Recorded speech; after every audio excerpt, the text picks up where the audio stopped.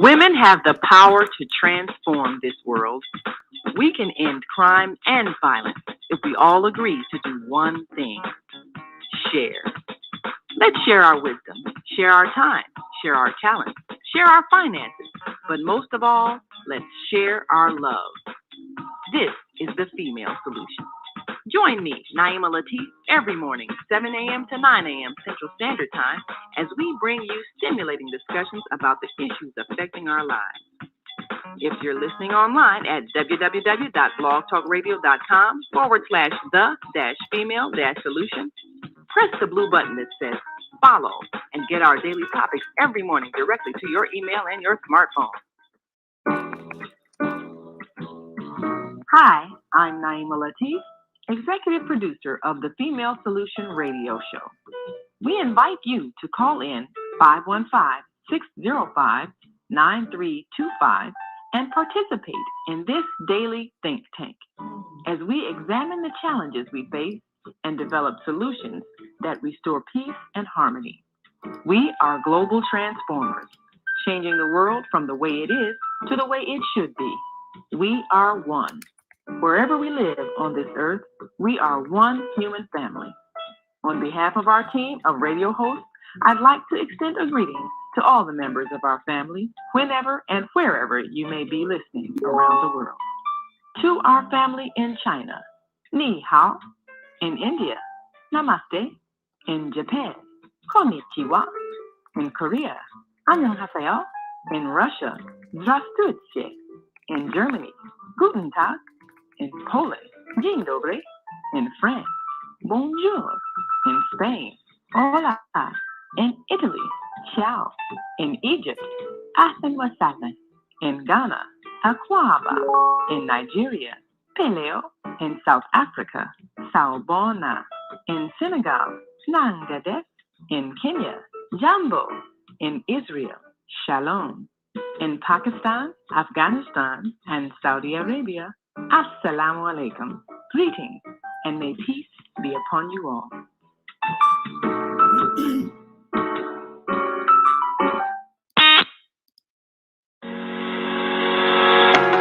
What if you could live to be 120 years old and remain active, healthy, alert, and vibrant?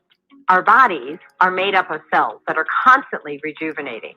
So if we take proper care of ourselves, we can literally defy aging.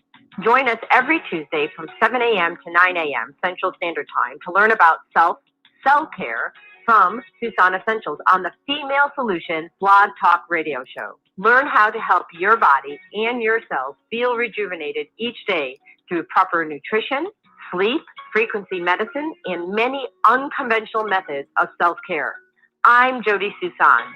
Join me and my amazing guests by calling in at 515-605-9325 and press 1 to speak. We'll help you achieve a breakthrough in your health today.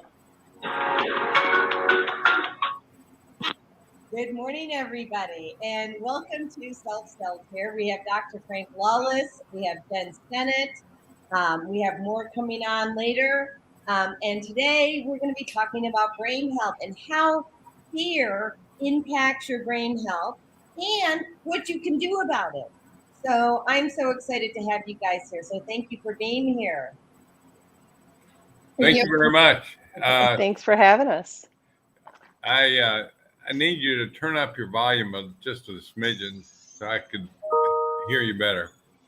So my volume is completely up. So perhaps can you look at your volume button? Oh, okay.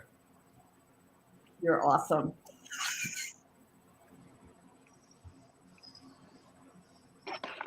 How are we doing now? Can't find it. Oh, so are you on your Mac? Yeah, I'm looking at my on my computer. Great. So on the far right-hand corner, there's an F11, F12 on the very top row, and it also above it has a volume button, like a microphone. So if you hit the one that has the large microphone, which is F12, the keyboard, it will increase your volume. I'll keep looking. Okay. So I'm going to see if I can, because I think I have it up here, get the screenshot of what we used to advertise the show. And it looks like I do have it. So we're going to talk about how fear impacts brain health, right? And symptomatically, what does that look like? So let me just pull this up.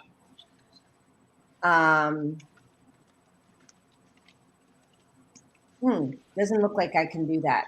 So, but let me just talk to it then instead. So we have a few things. So one is dilation of the pupil, dry mouth, fast breathing, a pounding heart, tense muscles, slow digestion, sweating of the palm, just to name a few, and how that impacts us, which that is a description of the fight or flight response. The amygdala in our brain, which I'm going to let you experts speak about, reacts to the threat, kind of like when a saber-toothed tiger is chasing after you, right? Which we really don't have nowadays unless you're, you know, in the Amazon or somewhere else, Africa or like that. And the hypothalamus activates the sympathetic nervous system, so it releases adrenaline, which we needed when we were hunters. And then the adrenal cortex releases cortisol for continued alertness. That's really huge. And while we're talking about that, I'll see if I can get that image up, because we're in a constant state of alertness. We're in a constant state of people thinking that we've got the saber-toothed tiger running after us, and we're like running, and our body's not in rest and digest. So who wants to go first? Well, Jen, I was more interested in your concept before I lapse into some other things. Sure. Well, when I hear you talk about the fight or flight system, I also think about different brain waves that we would be in as well. Because when we're in fight or flight, we're in a very high beta. So when we're in a high beta, like our brain really shuts down a lot of blood flow to other areas except for the fight or flight system. And the key is to try to figure out, how do we get out of that? But when we're in that system, it's hard to think clearly. It's hard to make rational decisions. It's hard to do anything in order. It's hard to have focus. It's just a very hard place. Like if you're in fight or flight sitting in a classroom, you're not going to really retain much. If you're in fight or flight sitting in a meeting, you're not really going to retain much. And some people in fight or flight will also have like a complete memory lapse because they're not focused. They're not able to focus on what's being talked about. So I've had people in fight or flight in meetings and come out and be like, "What just happened?" I'm like, "What do you mean what just happened? We just had this great meeting." And they're like, "I was so scared, like I don't remember anything." So there's a lot of, your brain doesn't retain when you're in fight or flight. Well, I certainly agree with you, Jen, in terms of the neurological dynamics. Let me just talk a little bit about some more of the psychological dynamics, and that is that your brain actually regresses so that you're not going forward. You're actually backing up. It's kind of like trying to drive your car by using just the rear view mirror, because not only are you dealing with some issues with regard to the present situation, you're also bring up old stuff that you're afraid of. And so you're capitalizing and you're multiplying the impact and in terms of regression. So consequently, it's hard for you to problem solve. And that usually happens in the front of the brain. And so you're in sympathetic system up there, and in the back of the brain, you're regressing. So you can't create a real imbalance Would you would in your balance as well. would you say that also like creates like traumatic, like call them memories, because you keep going backwards, going backwards, going backwards? Yeah. Yeah, right, exactly. And so you have this, you can diagnose it in a variety of ways, but basically is what you said, you have limited options. You can either go forward in terms of anger, uh, uh, which basically makes things usually a lot worse because you're limited in terms of your option. You can regress, which is more than likely happening, or you can freeze. You can become paralysis. And that's usually what we talk about in terms of where you basically, it's just like the rat that can't push down the lever because he just uh, stuck there and immobilized. So it can immobilize you, it can regress you, and there's nothing good that I can think of that can happen when you're in such fear. Now, that doesn't mean that it's all pathological. It's basically a state of mind that's been with us since we evolved, and so we are still get deathly afraid of different things. So it's a constant uh, growing process and the evolution of how you deal with things you fear. And I think that means that we're learning objects, we're learning animals. So we kind of learned those things on how to deal with fear from a very early stage, but that has to mature over time as well. I agree with that too. So, when, what occurred to me when you were saying, and I was multitasking because I'm sharing the show, about we are not only regressing, I mean, like we're in the present moment being in fear, and then we're also bringing up our past memories, which really excites and maybe makes that fear more pronounced. What do you think that, I mean, that first of all, that's just awful. What do you guys think that people can do? I mean, to support themselves. I think, and I guess here's a few things I'd like to talk about. One, being aware that you're in that state. How do you create awareness for yourself that you're in that state? Let's just start with that. I'm not sure what you mean by that. Yeah, can you clarify that a little bit for me? Sure. So if I'm in a state of fight or flight, and I really don't know what that looks like. What are some things that I can do to maybe create awareness for myself that I'm in that state? Because once I'm aware, then I can start taking actions to make a change. Okay. Now I understand what you mean. All right. Now, one of the most voluntary things you can do is, well, let me just state a little bit of clear on that. You can do some biofeedback, but that's usually what I consider to be secondary. The first thing that you can do to change your brain and change your body is to learn how to breathe. And there's been extensive research forever in terms of especially focusing on the exhalation, where you basically learn how to breathe out.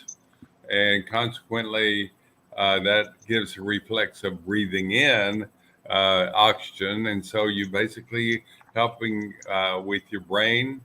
And you're also slowing your brain down from the high sympathetic region All those things, all those features can be controlled by the first order of breathing. And so I'm going to start with that. Okay. Well, why don't I'm going we- to go back a step, Oh, if go that's ahead. okay. Yeah. Because I think if you know that you're prone to panic, so I almost like to get people to create like an anxiety timeline. Oh, okay. So when like I've been in a lot of car accidents where other people were driving. So when I get into a car, if I notice right away, if I'm nervous, I'll tuck my thumb into my fist. Okay. So that's like the first thing I do when I'm nervous. It's not a cognitive nervous, it's a physical nervous. So my thumb will clench. But as soon as I realize that that's what I'm doing, I can kind of take a deep breath, back to your breath work, Dr. Lawlis, and I can also then relax. So, and that's like a number one on a timeline for me. So like I look at like a panic would be like a level 10. And so if I were in the car, this is my anxiety timeline. If I get into a car with somebody else driving and I tuck my thumb, that's a number one. If we're driving and my thumb stays tucked and there's a couple sudden stops or somebody swerves, I'll grab onto the poop bar and then I have my brake, my passenger side brake. So that puts me like a 4, getting close to a 5. So for me to come down from that, it takes a little bit more self-talk and a little bit more conscientious driving from the driver, so I'll have to kind of be like, okay, you're fine. We're good. We're good. We're good. We're good. We're good. Whatever. And then I can get myself back down. Now, if I go from 1 to 4, and then I'm like starting to breathe heavy, it's a lot harder for me to self-talk that down.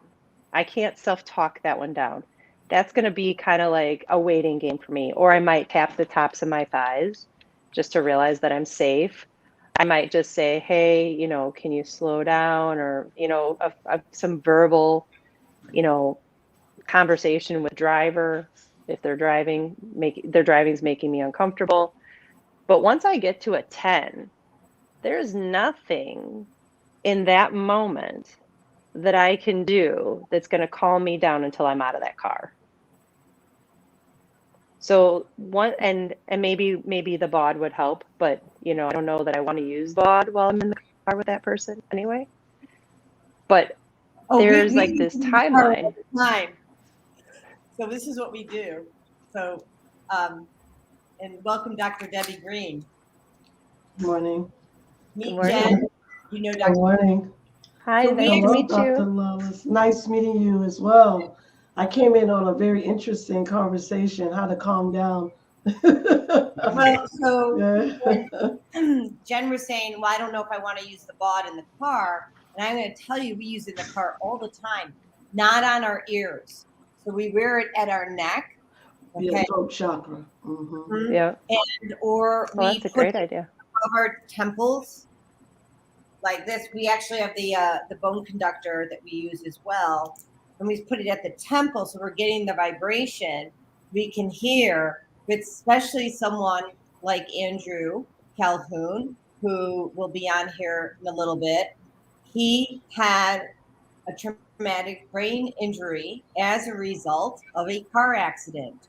And we have gotten through so many levels, but as our consciousness rises, we also find that we have new levels to work on in the car to reverse that trauma that he had as a 16-year-old. So at the temples is great, at the throat chakra. Heck, we've even put it at our thigh because that vibration is so powerful. So That's cool. Yeah. But when we start talking about like panic, I feel like we have to back up and look at all the steps that we've gotten to get to that place. Because I feel like with all of us, we have different signs, and some of them are physical, some of them are mental, some of them are emotional. It's trying to figure out what your signs are. Mm-hmm. Like a lot of times people will pick at their fingers at a low level. They'll start to twiddle their hair, they'll start tapping their feet. There's lots of body signs. Your body gives off a lot of information when you're moving up that anxiety timeline towards panic. Right. And let's assume that not everybody has a body, right? Mhm. Okay. Because that's really, in my opinion, today, since I haven't gotten one into every household yet, I want to talk about something that a lot of people can have in their purse or in their pocket. And it's a bottle of essential oils. And, this is rose and patchouli. These two plants are inside the blend of Console. So really you just need one bottle, but I just wanted to show the world. So Console essential oil, which has rose and patchouli in it, takes the brain out of fight or flight in 20 seconds. So it gets into the brain in 20 seconds, into the bloodstream in 30. And so you're in the car with somebody who's making you nuts, right? Been there. Okay. And you breathe in. And really, I've been kind of shortchanging my own self lately. I just do one breath. Do a few. So, so if you're, and then you're getting your breathing in, right? So you're getting the breath, and you're also getting the effects of these plants that are taking your brain out of fight or flight. That's awesome. And that stuff, Console smells so good. Woo, my favorite. Really is my favorite. I think I just have to be in fight or flight more often just so I can use it.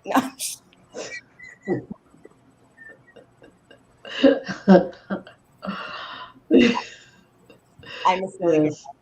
So, Dr. Debbie, we were talking this morning, as you know, about how fear impacts brain health, and Dr. Lawlis was sharing how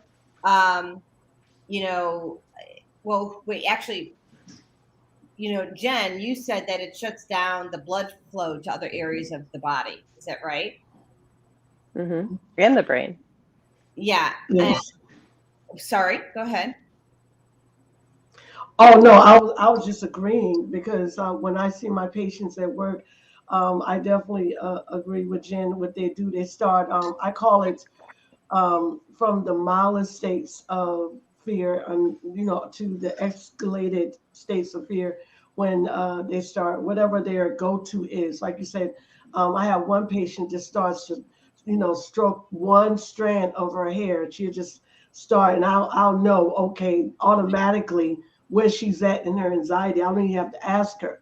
And then I have another one. What he does is this. For some reason, he just keeps just plucking his thumbs, and he'll be talking to me, but he's plucking his thumbs. And it's so many different ways a person will express anxiety. And we know, as practitioners, anxiety is nothing but intense fear gone haywire. Okay. So, and what I do, I try to explain to them their body chemistry of how it responds to fear, how it responds to trauma. So, the BARD is one of those things that literally take the, I wouldn't want to say the feeling, but it just controls the emotional part of it where it's tolerable, where then they can make some decisions of how to respond to this trigger, because it's how they are responding. That's what it is. And they're really not responding. They're doing knee-jerk reactions. Because with response, it takes time. So I always say to them, okay, are we on autopilot today? Or where are we? Are we in our conscious mind? Because if you're in your conscious mind, you can make decisions in your conscious mind.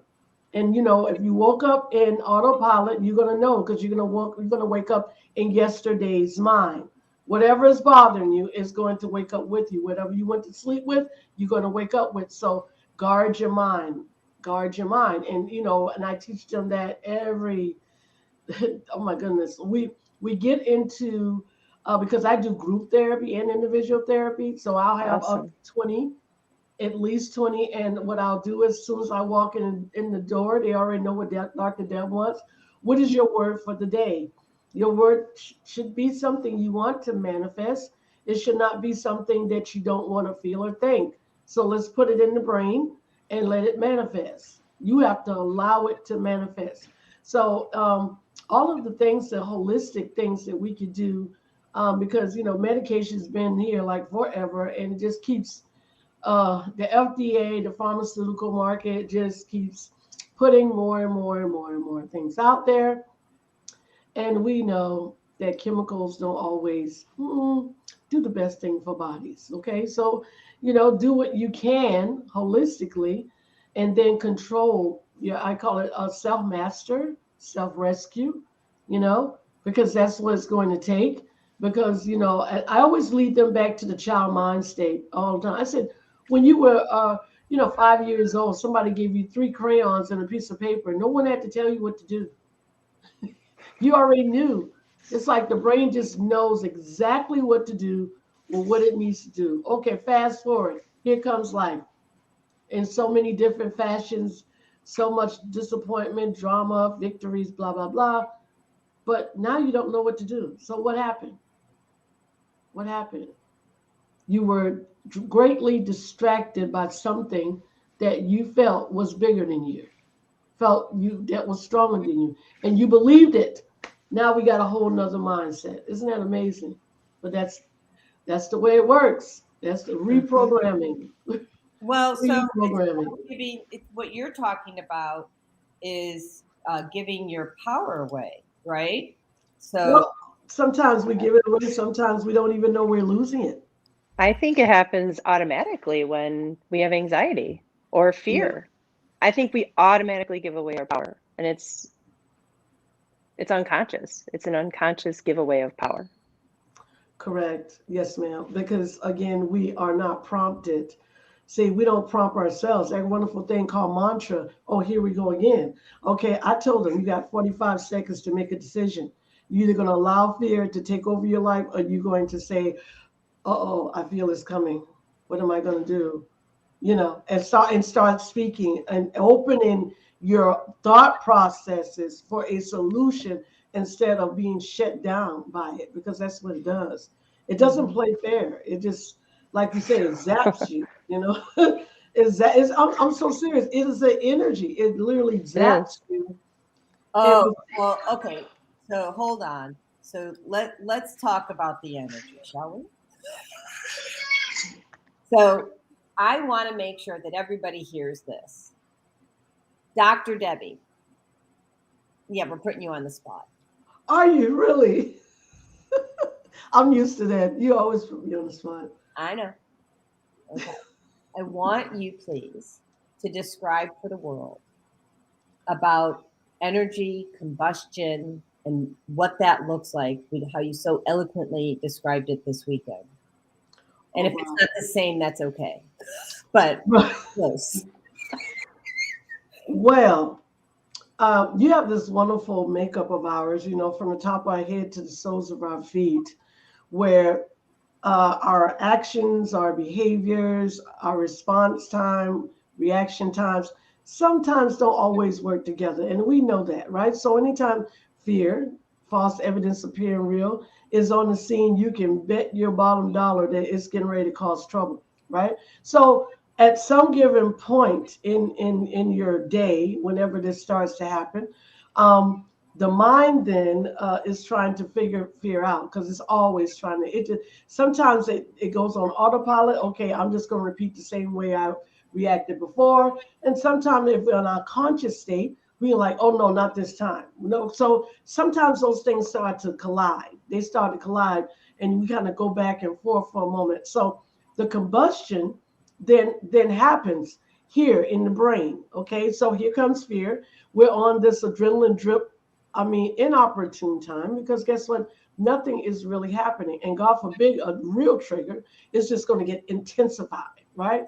So once that adrenaline starts to then be released in our bloodstream, okay, here comes that cortisol, especially if it's done consistently.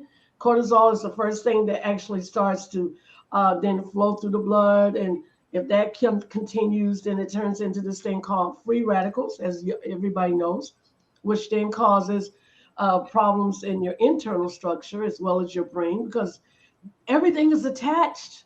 So it just starts these dynamite, I call it landmines in us. You know what I'm saying? Things start to explode with or without, like Jen said, our permission.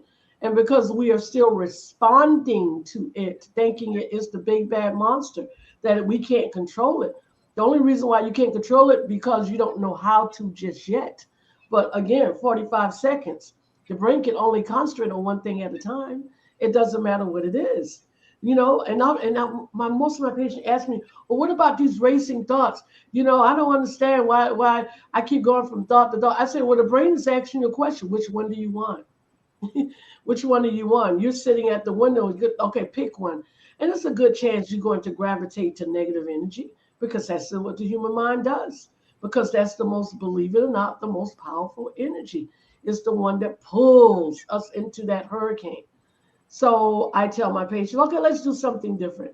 Here comes the thought, and you pick the minimum, the one that is the minimum of fear, okay, whatever that one is. And you say, well, I don't understand. All of them is the same. I said, no, they're not. No, they're not. It's one of them are stronger than the other one. And if you don't want to do that, you can use that 45 seconds to put a thought in your brain immediately. Okay, for example, I'm such a failure. Nobody loves me. I'm not good enough. Okay, open your mouth, speak. Yes, I am good enough. I'm enough for me. And that's how I'm going to think about it. And that's all it is to it. And put a period right there, you know? And so while we're speaking that and we do it on a consistent basis, what happens is we interrupt the landmines. But otherwise, we just like, I call it a sitting duck always gets hit, but a moving target, oh, you got to catch him, you know, because he's always moving. So I help them to keep their brains moving so they don't get stuck. Because when they get stuck, they feel like the rabbit, you know, in the hole kind of mindset, you know, and you don't know how to get out. So then it brings all of course, fear does this, brings all of the trauma that you suffered from the back of your mind, which is in your subconscious, to your right now moment. And they said, well, why is it so powerful? I said, because everything you feel, all of this is energy coming forward to that conscious mind, energy that's overpowering, energy that you've been thinking for God knows how long. That's just your power. Well, Right. And how many times have they relived that past fear? You know, have they relived it 1,000 more times? Because the more they relive it, the bigger the power it has. Correct. And so when you do verbally speak that, you know, I am good enough for me today, right now, you create a new pathway for them to think. Correct. And they do it and they feel good. And they're like, wow. I know that works. I was talking yesterday about mental preparedness. Yes. And so there's I have a mental preparedness. So when I was a child, my mom was cooking a brisket and set the house on fire. So, oops. And so my father, I called my dad, and he walked me through on getting the dogs. We had 5 dogs, making sure we got them out of the house. Where do you put them? And so what that taught me was, in the case of an emergency, have a pre-planned approach to what you're going to do in that situation. So we have, I have 2 parrots, 2 birds, and I have a small travel cage right by their cage. You don't have to look for it. It's right there. There's an emergency. They go into the cage and we take them to safety. So now, if you're going to take your animals to safety, what are you going to do to take your brain to safety? Absolutely. So what we discussed yesterday, okay, I know that I get triggered by X, right? So what am I going to do to bring myself to what mental preparedness am I going to do? So what plan do I have when I hear X? and how am I going to choose now to respond to it differently? So I already have a pre-planned idea about how I'm going to respond to something that makes me mad, scared, whatever, so that I can catch myself and go, oh no, what you're going to do is this. Correct. Yeah. And one of those things is also to bring levity to the situation, right? Mm-hmm. If you can, because if you can't, the opposite's not that much fun, right? So I don't know. Dr. Frank, Jen, thoughts? That's why I like that timeline, because when I create that timeline with a person, at each step, once we can identify all of their levels of anxiety as it builds, we kind of list a couple of things that they can do at that time. So like I was saying, like here, I can just do some self-talk, take a deep breath, and I'm fine. So that would be on my list of things I can do to help myself calm down. And so we do that for every level, because we're not always going to catch ourselves. Mm-hmm. We might not catch ourselves till 7, because we're so worked up in the moment, or so many things happen so quickly. So having a list, I like having like little lists, or I have my client put Post-it notes up, be like, hey, if you're feeling anxious, do these things. But once we sit down and do the timeline, we have a lot of different things that will typically work and be very helpful for them. Awesome. Right. Awesome. And I like your idea about putting like the Post-it notes up. So on my healing journey at the beginning, and of course I still do it now because it was so effective, there's a lot of great infographics that I love, that I find online on Facebook or Instagram or just on a Google search, that resonate with me. Like, God's got your back. Mm-hmm. Don't look back. You're not going that way. Right. Right. Things like that, or whatever reminder that you need. And I post those on the refrigerator door, on the bathroom door. Perfect. Or wherever or maybe in front of my desk, right, where I work. And so to change the mindset, it takes a shift in your thinking process, which means a shift in your behavior. And what are you going to do to support yourself in that shift in that behavior? Mm-hmm. Mm-hmm. I often, with patients that have mild to severe anxiety, I like for them to get a tangible, like a smooth stone. I like that too. And they'll do that. And I told them right at the beginning stages, I always try to keep them proactive.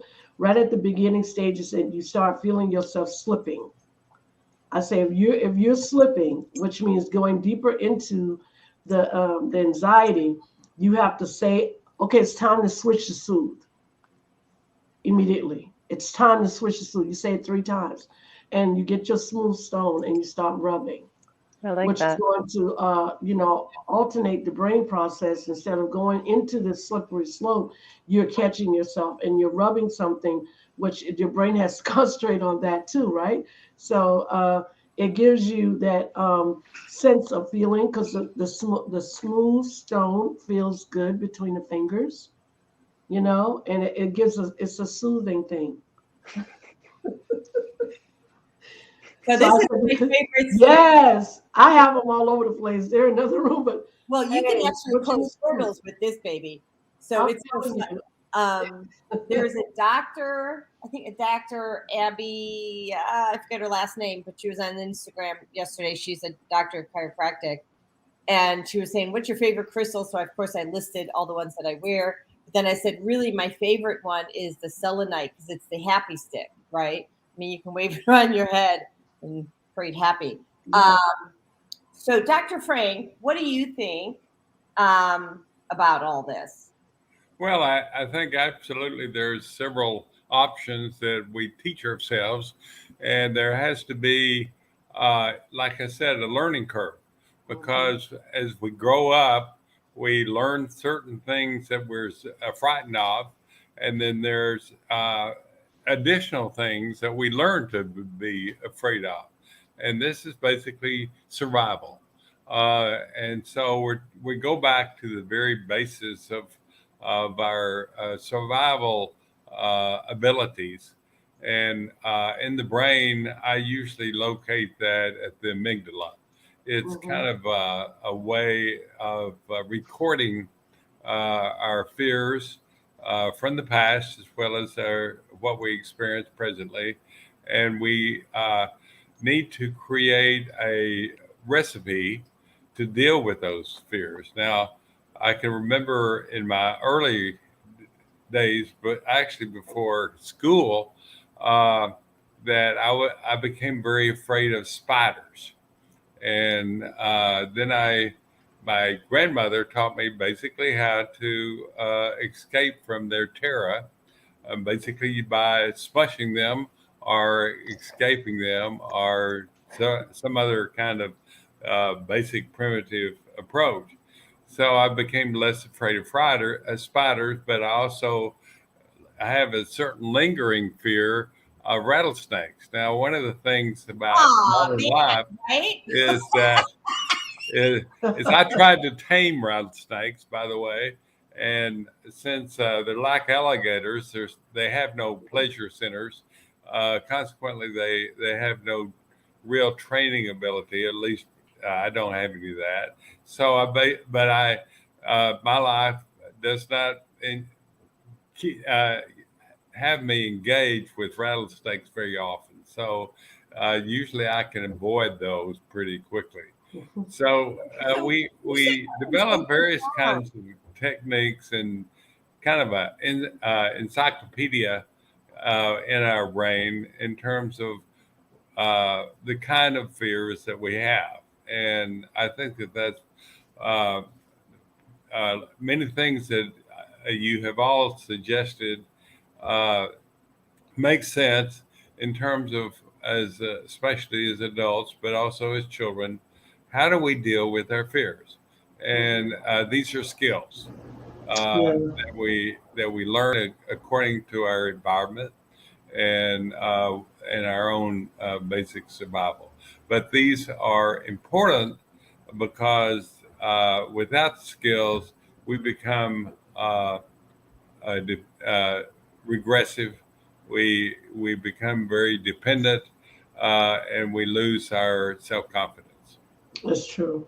Hmm. Well, very you true. said something so profound that I don't think that people think about.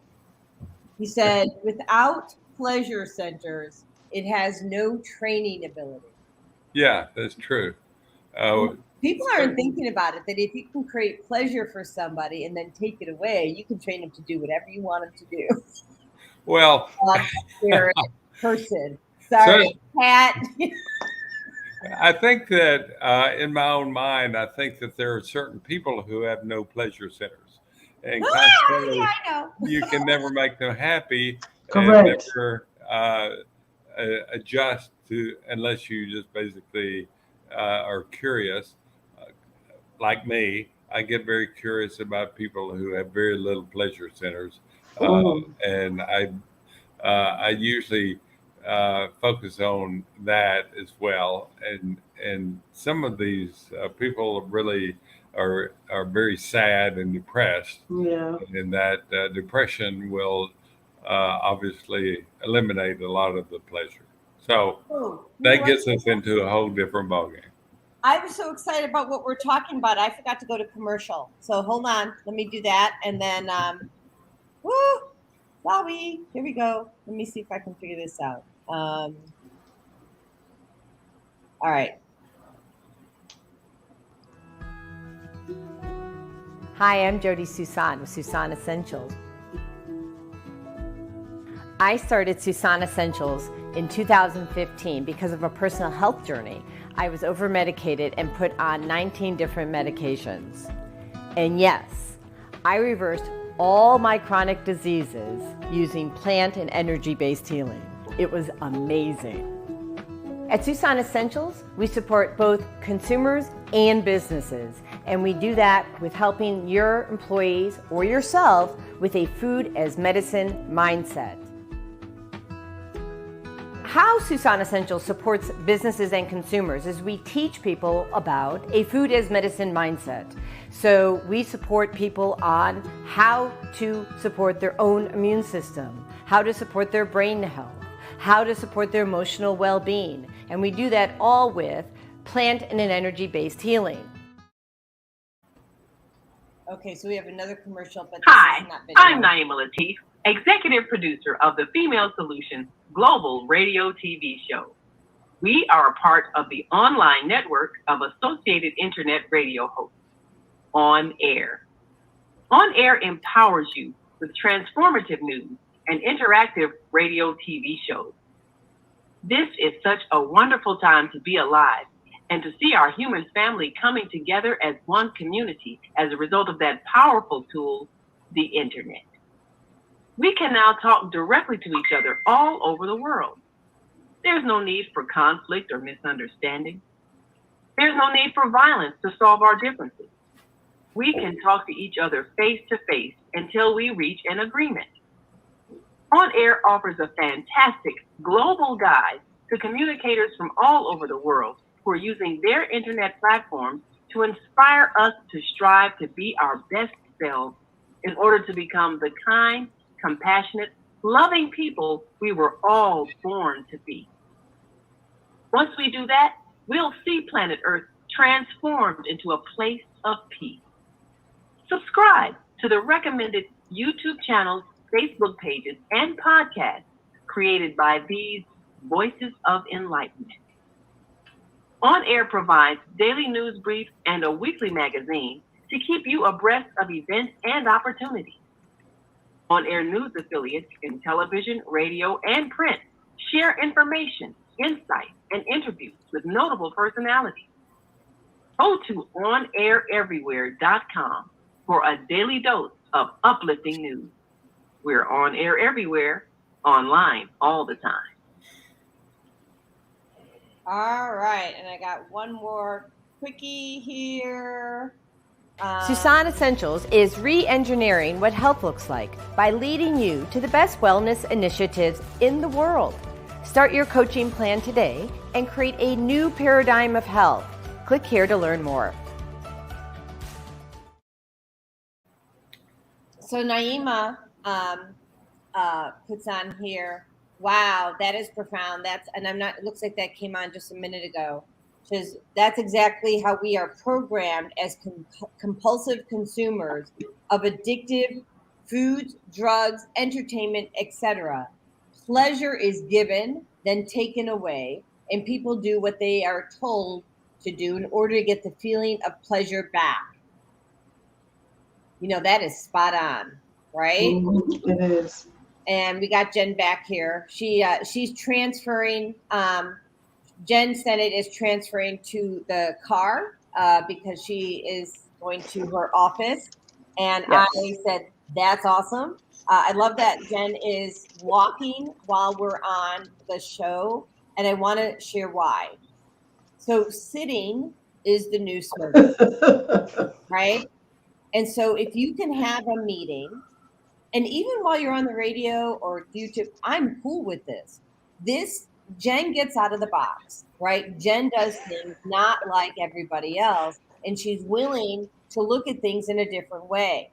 And so if you can have a meeting and not be tethered to your chair, okay? So use your phone, walk while you're talking to people. If you're working out of your home,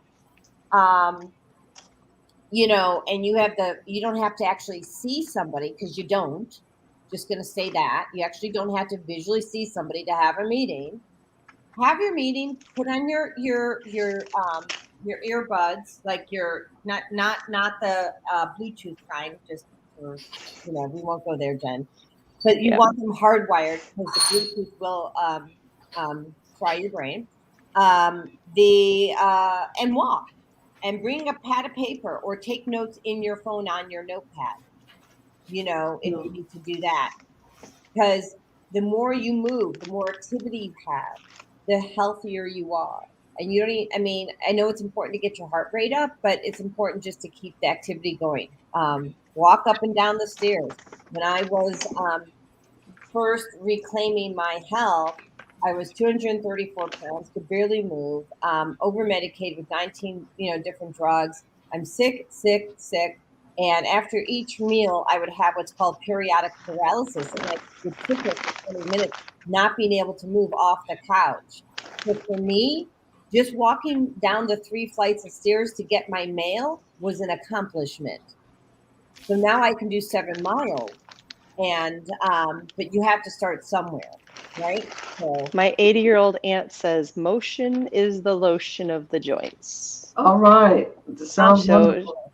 she is amazing.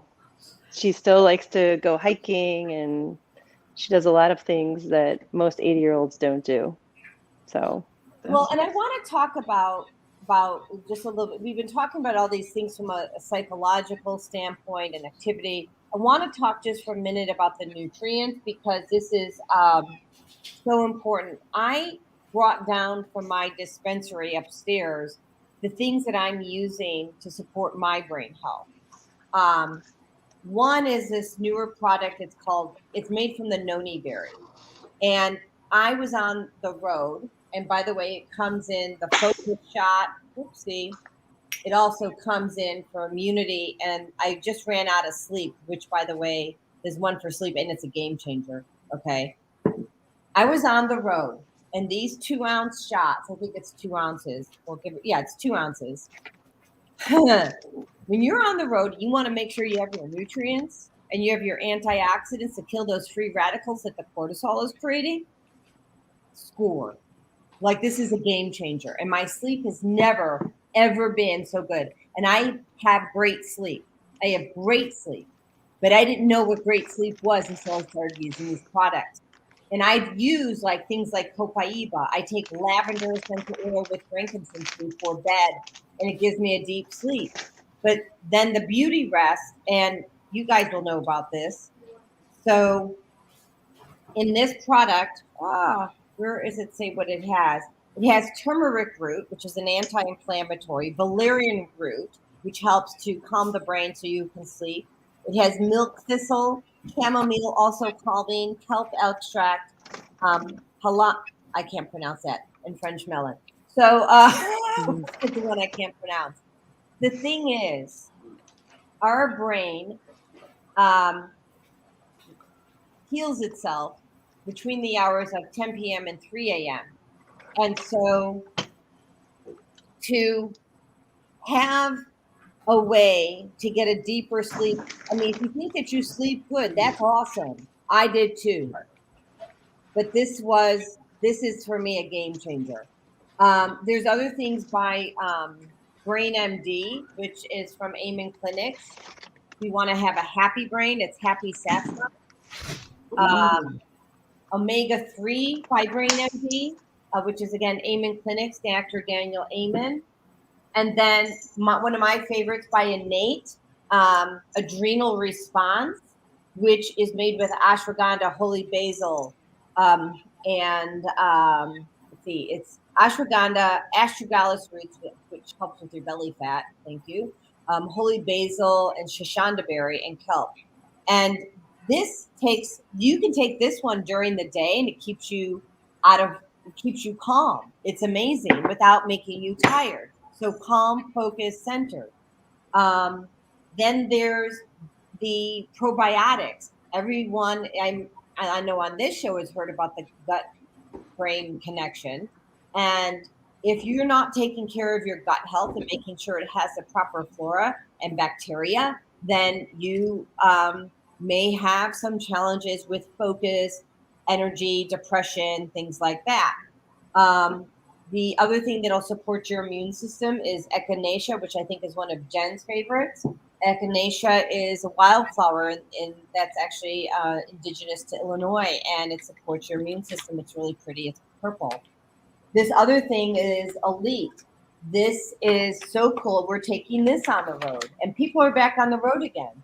So it's a little packet. It goes into 16 ounces of water. It has aloe, lysine, red clover, Indian gooseberry, ashwagandha, astaxanthin, can't say that, primrose, holy basil. And when you start fueling your body And I'm bringing all these out for a reason. When you start fueling your body in your brain, like with rosemary, which is for mental acuity, you diffuse that in your diffuser. And I know I'm throwing a lot at everybody right now, but here's the thing. We're in unprecedented times. This is not an easy energy to work with. So fuel your body with all these cool plants, because these plants will make a big difference on how your body either reacts or responds. Mm-hmm. Okay, rant over. Rant over. I think what you're saying though is so important, Yeah. because I mean I know honestly, we're going to have all of these things. Like, this is where like a lot of our healing is going to come from in the future. That's true.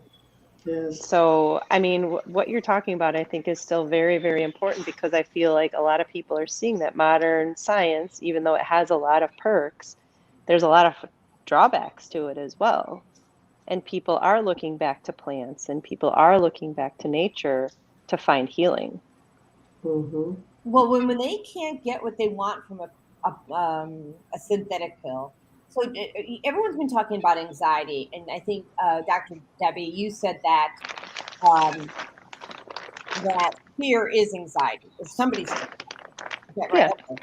Mm-hmm. So anxiety, a lot of people get prescribed things like clonazepam or Ativan. Well, there's a PubMed study. You can take a couple drops in a veggie cap, and you can take that internally, and it'll reduce your anxiety. Mm. So now Ativan is a synthetic. We know that synthetics get stored in your fat cells and then create disease. So if you put lavender, which is not a synthetic, and with the caveat that you're sourcing your plants responsibly, and you put it into your body, it does not get stored in your fat cells. Actually, it does. It helps with the symptom and does cellular repair. Mm-hmm. It does. Something you talked about very briefly though, Jody, and I think a lot of people don't realize the value of it, is the nutrition that goes into, like, if you have anxiety or you don't have anxiety, because what you're putting in your body really makes a huge difference in how you feel. Mm-hmm. Thank you. And so let's talk about things that cause anxiety. Anybody want to take a stab at a few foods? McDonald's, Right? Unfiltered oils, water. unfiltered water. Too much sugar. Sugar. Dr. Frank? Well, I think that my mind was going in a different direction, but we create all kinds of issues with anxiety about our own culture, because our culture basically creates our nutrition from a food point of view, as well as smells, aromas, and everything that how we act.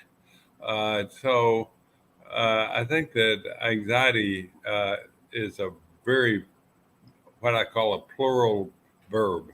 It just basically, it comes from different directions, and that's what makes it so puzzling. Mm-hmm. Well, and so just to add to that, an integrative nutrition talks about that we are getting our nutrition not only from our food, but from the people that we are around, which kind of delves into the toxins, traumas, and thoughts. But to stay on the nutrition track or the food track, sugar will drive anxiety in a heartbeat. And sugar is not just your raw sugar. If you have bread, okay, especially like a wheat bread, it actually, when you put it in your body, it bursts into more sugar than if you had a tablespoon of sugar. Okay, a dark banana, okay, So when you have a banana, you want to have it as yellow as possible. I used to wait until my bananas were very dark so I can make banana bread, only to find out that it replicates the cortisol. And actually, I'm going to get this. I'm going to get this. Hi, honey. Who's your puppy? Which puppy is this, Jen? She doesn't hear me. Jen, do you hear me? I can't hear you guys right now, but I'm sure I will in a moment. Okay. And I'm going to bring on Andrew Calhoun. Hold on. So, welcome, Andrew. So, we're talking about the foods that cause anxiety. And I was going to pull out some data from a doctor who I know who talks about the impact of bananas. And people are going to be surprised when they hear this because it's crazy. Hold on. Okay. So here's the thing about bananas and how it impacts stress and anxiety. Bananas come with a couple of problems. One, they have a lot of sugar. So we already know that sugar causes stress. So if you have direct exposure to sunlight, as in tropical regions, not too much of a problem there. But they do have latex in them, and some people have an allergic response or allergic reaction to latex. They're also loaded with pesticides unless they're organic. And then the brown spots. Okay, listen up to this.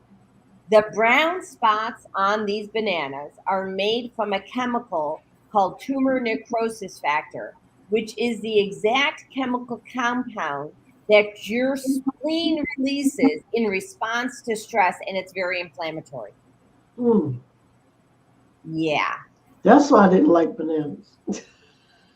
Well, we're raised to think that having overripened bananas are good for banana bread, and they're mushy and they're tasty and they're more flavorful. They may be mushy and more flavorful, but they're not good for you. I like them not ripe at all, actually. Like where they're very firm. That's the only way I can eat them. I can't eat them any other way. So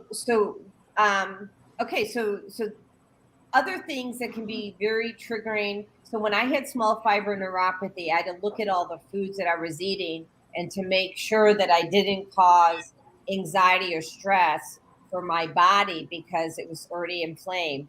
So other things, so we've got sugar, it can be caffeine, which by the way, caffeine can be in your tea, maca root. So maca root gives you a lot of energy, but the thing is as lovely as maca root is, and it can be healthy for you, it can also be dangerous for you if you're trying to get rid of anxiety.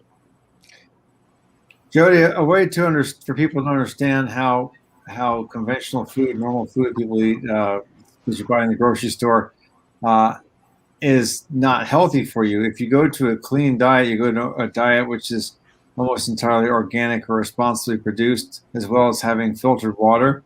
Do that for a couple of weeks, and then try to have a Big Mac or something like that.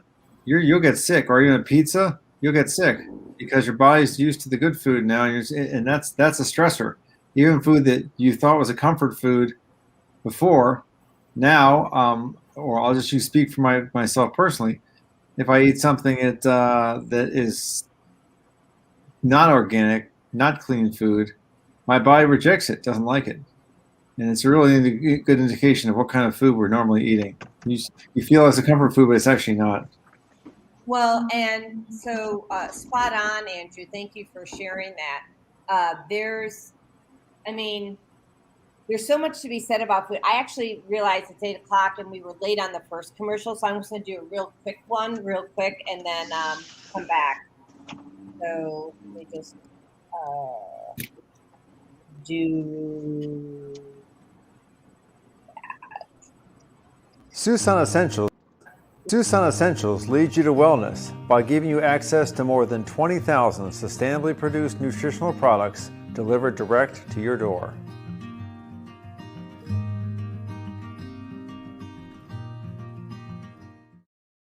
With a simple blood test and food plan, Susan Essentials will help your business, your family, and you eliminate toxins and create a step-by-step plan to nourish your mind, body, and spirit. Click here to learn more.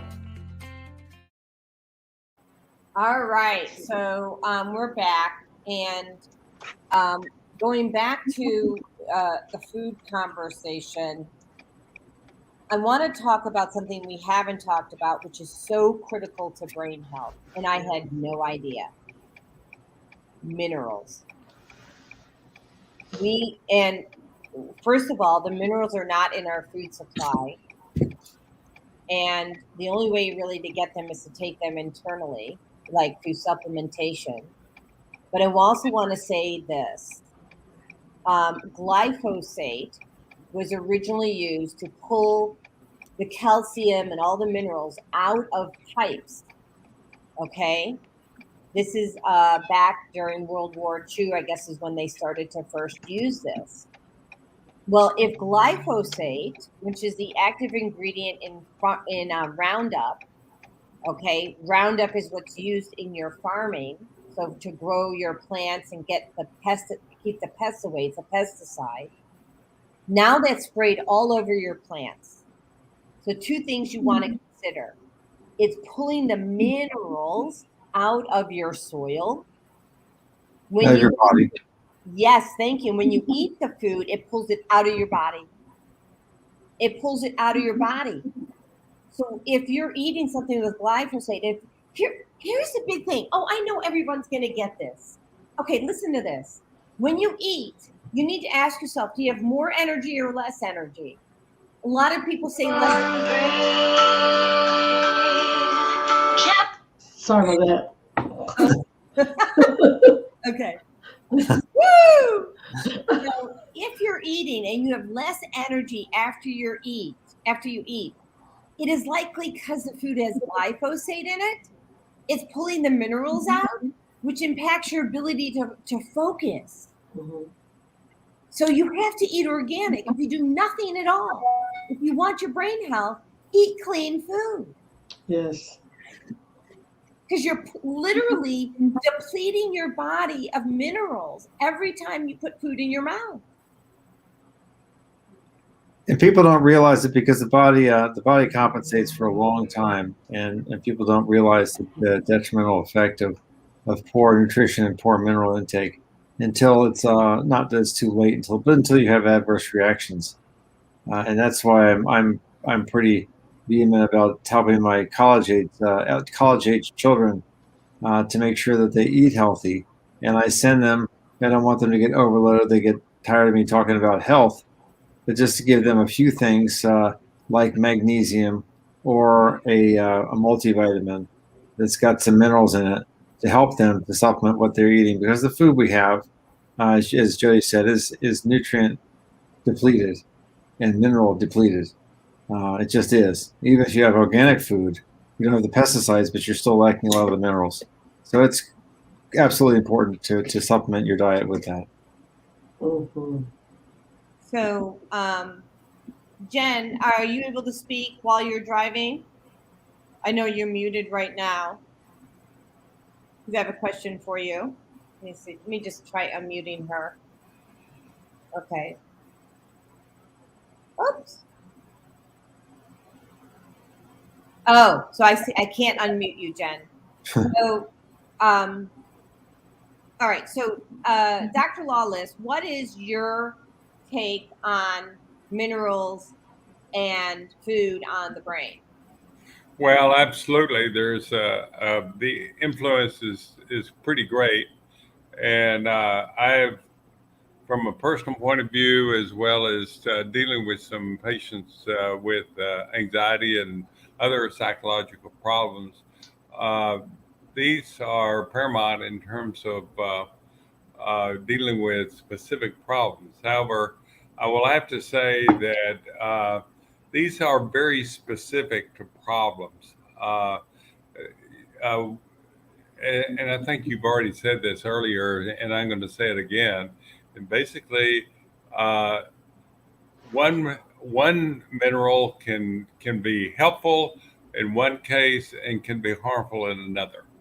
So you're going to have to basically go beyond just general rules in most cases. So without getting specific, I basically have worked a lot with chemical sensitive people, and this is where anxiety, in my estimation, really gets out of control, where you're basically starting with some harmful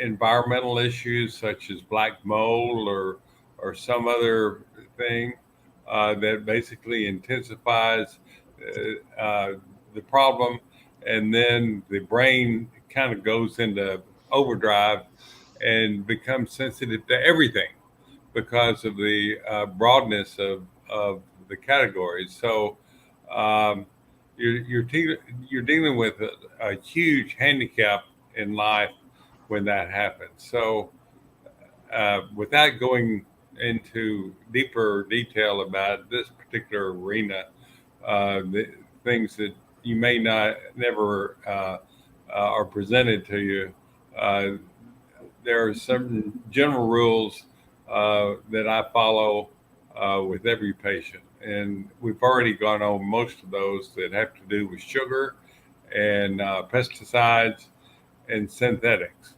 I think that those are the major categories that I get concerned with. So thank you for that, Dr. Frank. And I want to just say this, that you're spot on. So we're talking generally speaking. If you're really having issues, there are blood tests that we can do. I think most of us can either do them ourselves or send it out to someone who can support you in getting that blood test. I know that Dr. Frank does testing in his office, so you can directly call him and get in touch with his office at PNP.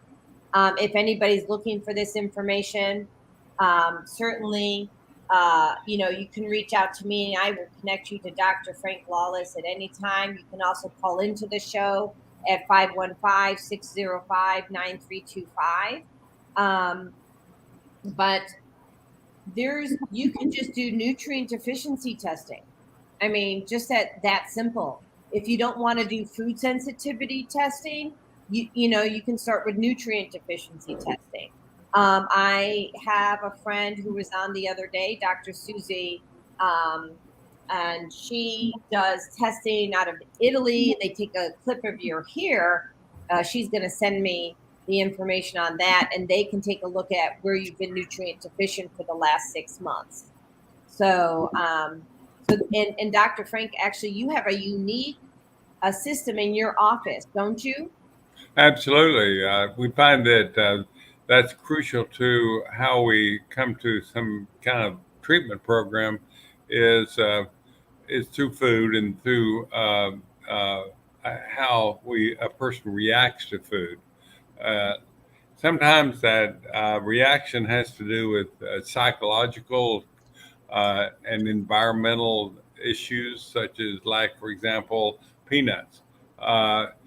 Peanuts, a lot of people are allergic to peanuts, and some people are just sensitive to peanuts.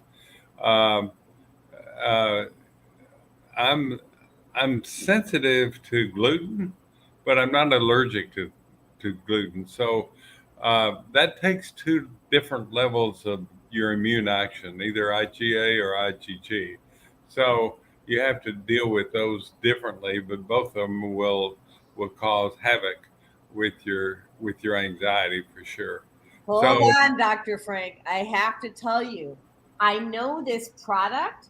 It's called the BOD, and I actually reversed my gluten sensitivities. Yes. Do you know the founder? Yes, I know him really well. Yeah.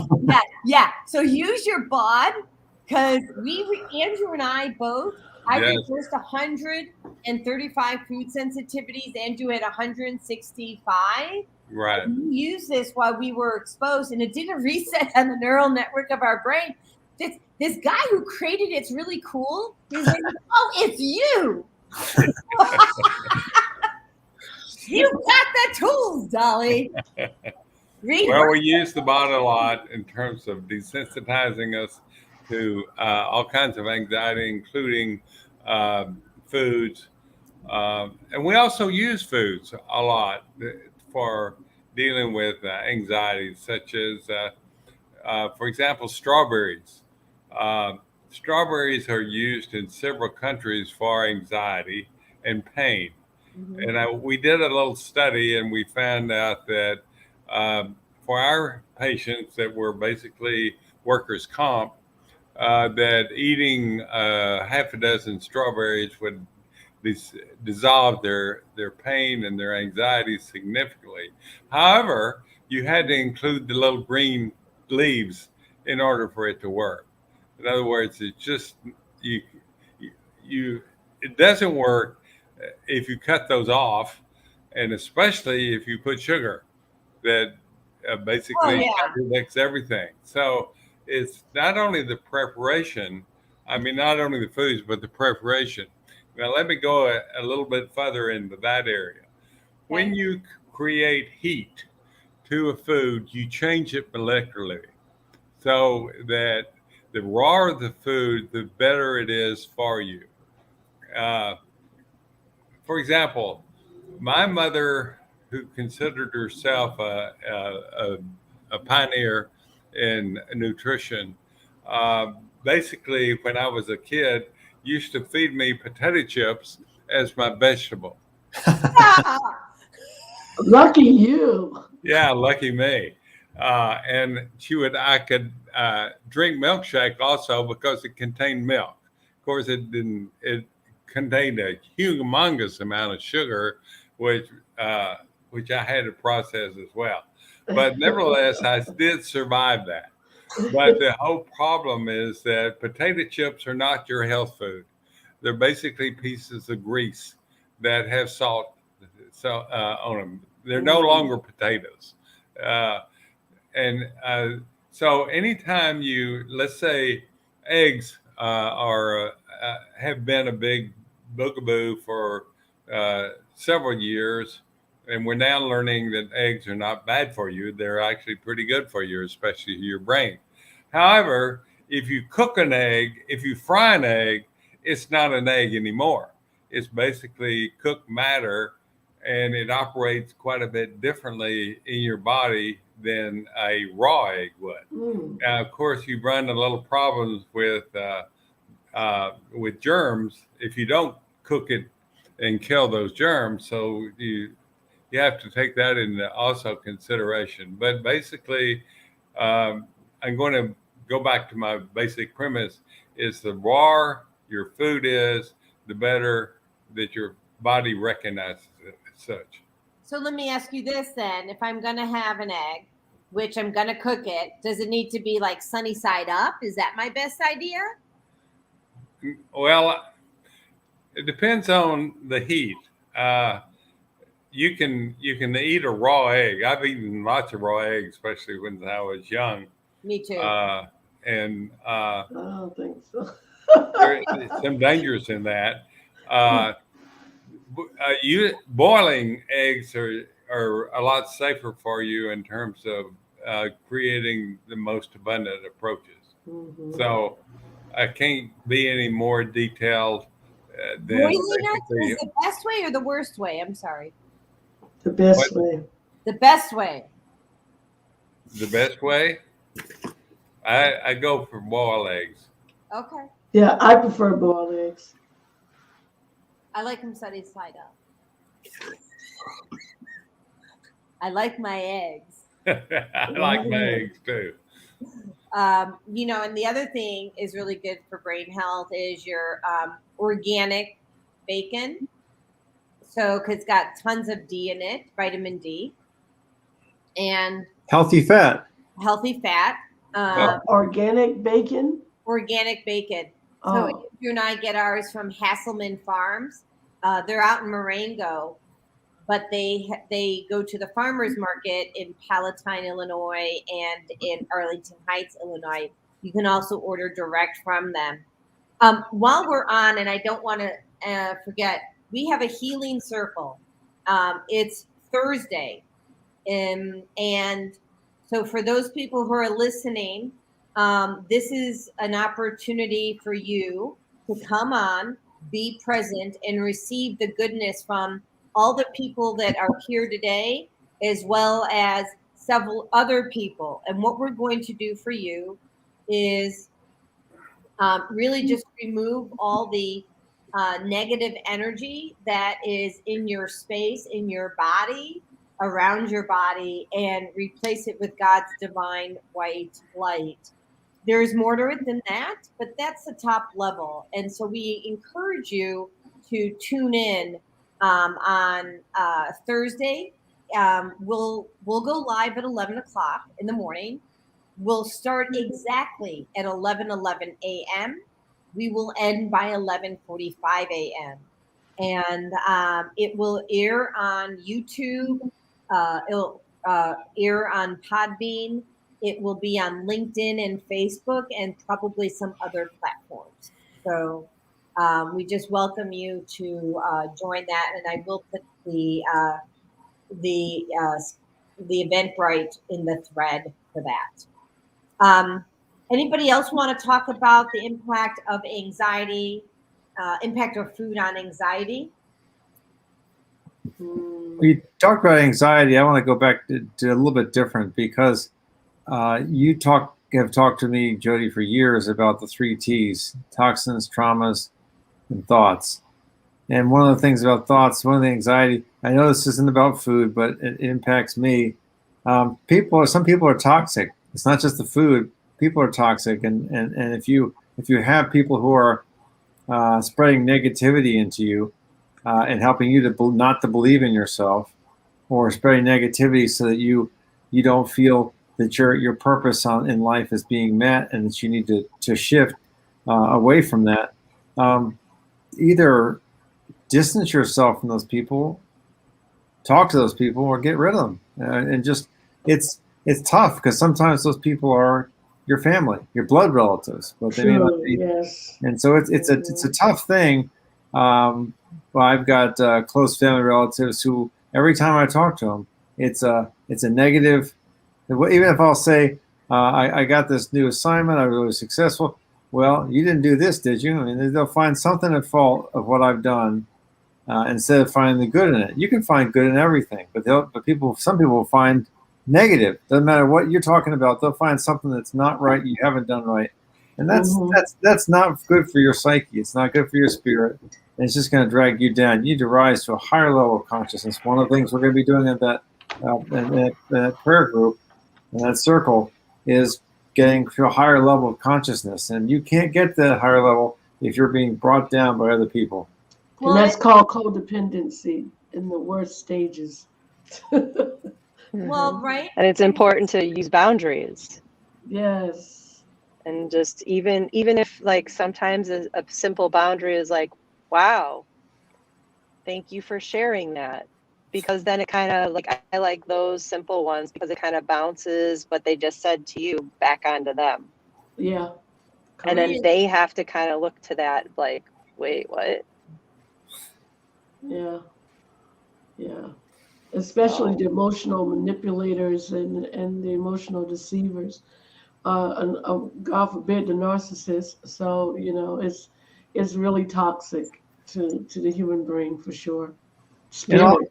Although it's tempting to retaliate because you believe what you believe is the right way or the correct way, going to what Jen mentioned, I can say, Mom, that's an interesting perspective. I don't share that with you.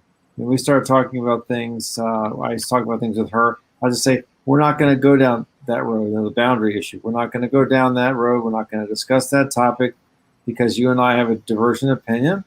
And I'm not going to change despite what you continue to say about your belief, I don't think those are well founded. I don't think you're based in science, and I'm not going to agree with you. But you can kind of like the agree to disagree. Don't pick up the dice. Don't keep on getting into arguments when it's not going to go anywhere. Try to find that common ground, so you can work out. Sometimes you can't. Sometimes you find people who won't get the common ground with you. They'll continue to be combative, and you have to just exit that relationship for your own safety. Well, that's because they get the energy. Some people look to get the energy in any way. Attention is attention. Doesn't matter if it's positive or negative. Correct. So if you're getting attention because you're getting somebody to argue with you, they're sucking their energy. You're winning that energy.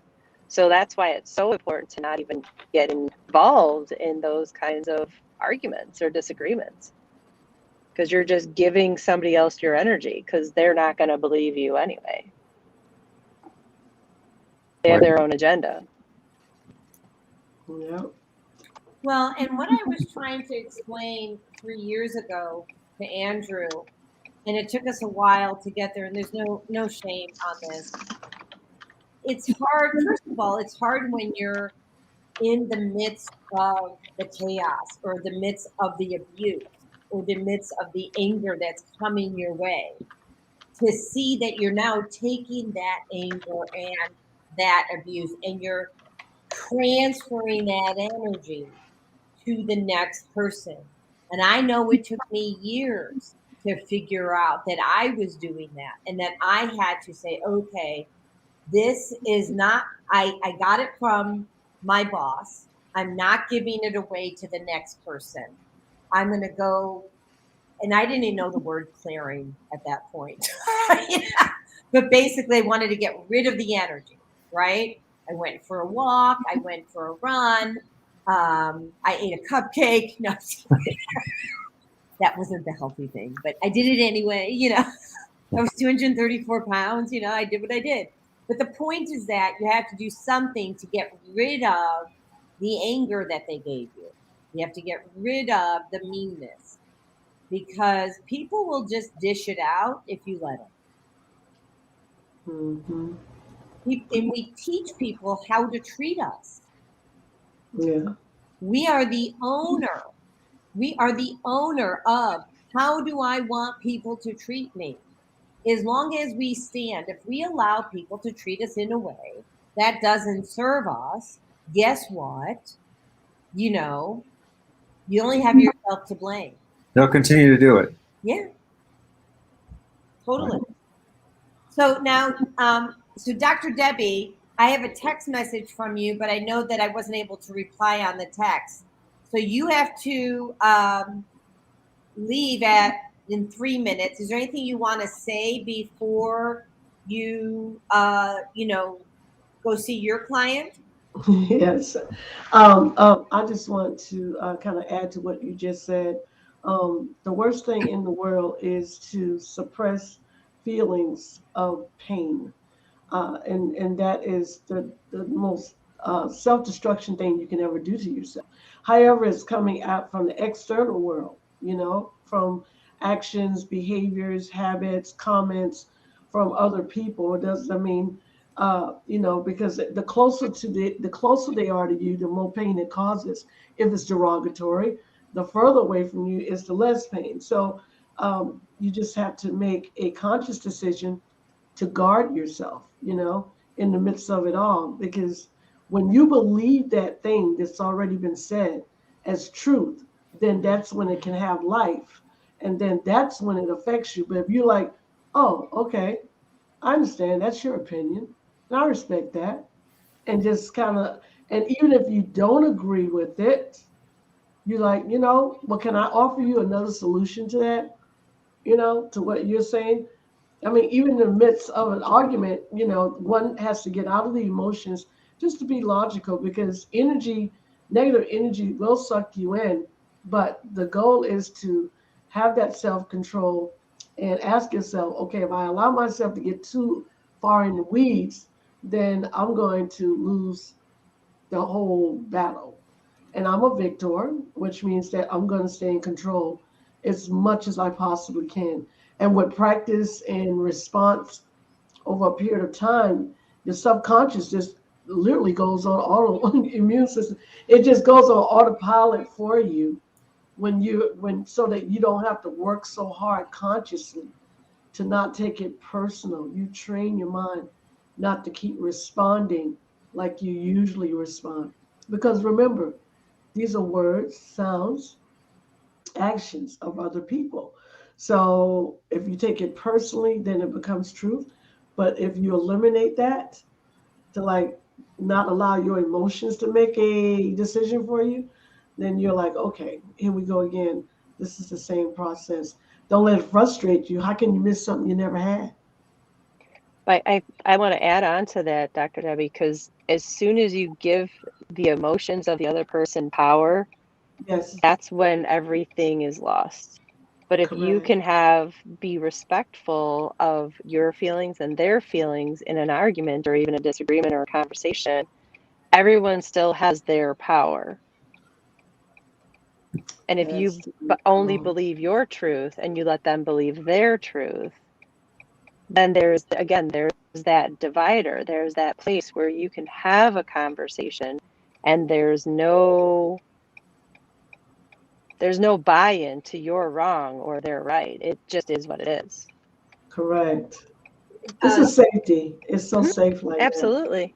Yeah, it's psychological safety. And I will say that, Jen, I think what you said was so important, so I want to just repeat it.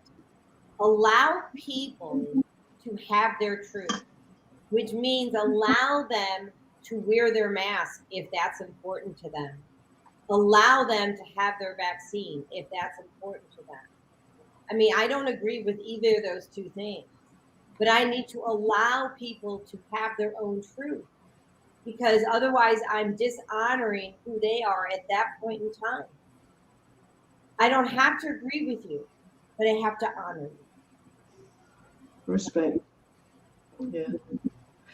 Thank you. Thank you so much. I learn so much every time I come on here, because iron sharpens iron for sure. Nice meeting you, Jen. Where are you located? Are you I'm in Vernon Hills. Vernon Hills? Is that Chicago? Illinois. It's suburbs of Chicago. Gotcha. Okay. And Where of are you course, at? Doctor, I'm in Atlanta, on the outskirts of Atlanta, Georgia. Oh, beautiful. Yeah, yeah. In the suburbs, like you said, around. Try to stay out the city. There's so much going on in the city, right? Definitely. Absolutely, absolutely. Dr. Frank Lawlis, you are a genius. You are definitely a genius. If no one Absolutely. ever told you, I say you are a genius. And your story is remarkable. And I thank my wonderful friends there, Andrew. I'm acting like I got an Emmy or something. What's going on? But Sounds good. It sounds good. But thank you so much. I'm going to see who I can save today. That's my motto. Okay. Much love to you Excellent. guys. Bye bye. Love you. Love you too. Bye bye. So Dr. Frank, can you tell us a little bit about the testing that you do in your office? And I've already put in here how people can get in touch with you. I put that in our thread, but I'll go back and add it again, just, so people can see. So if anybody, I know that Jen is not taking new clients right now. Is that right, Jen? Good job, Bubba. She's not taking new clients right now. So if anybody needs to get in touch with Dr. Frank and needs to make an appointment, his office number is there. So Dr. Frank, talk about the testing that you do in your office. Well, first of all, before I talk about that, let me just comment a little bit about the issue of toxic people. And I don't want to run the show here, but I basically this is a pet issue with me. So I want to respond a little bit. And it sounds a little bit like a preacher on the corner, but I Don't apologize make for that. Dolly, because But the notion is that in my 50 years of dealing with people is that many times, most times, when you deal with people with problems, you soon discover that part of the problems is them. And basically, their ability to talk and express themselves and deal with their belief system, you might say. So most of the time, you can end up in power struggles. You can end up in all kinds of issues with regard to your relationship with the patient. And what I want to say, it sounds really simple, but it's very, very complex. And that is, you got to love your patients. You don't have to like them, but you do have to love them. And that is basically accepting them for who they are and to understand why they are, give a certain understanding in terms of what they're dealing with. But regardless of what kind of personalities they have, what's ultimately going to be beneficial is the love that you share with them. And this is not romantic love. This is basically honoring. And you mentioned that word earlier, and I want to use it as well. Honoring them for who they are and basically teaching them skills. So that's all I'm going to say about that. Well, that's important to say. I mean, you have to love people where they're at. Right. So I've told this story before. I'm going to share it again. So I grew up Jewish, and I was studying for my bat mitzvah at the age of 50. But typically, we get bat mitzvahed at 13. I moved from a Jewish neighborhood to a Catholic neighborhood and was promptly told that I was going to hell. And I, of course, shared that I didn't believe in hell, so didn't think I was going there. So, but the point is, people didn't love me where I was at. Okay? Right. Did not love me where I was at. So now let's fast forward to my 50s. I'm now 58, but my early 50s, the church came and rescued me so many times. They didn't ask me why I was a Jew. They didn't tell me I was going to go to hell. They didn't make me wrong for where I was at. So, so if you can love people where they're at, guess what? They're going to follow you. Stop pushing your agenda on them. Love them where they're at. Right.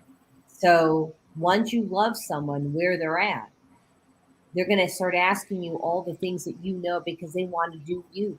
They want to do the things that you're doing. They want to have the love that you give. They want to be the love that you give.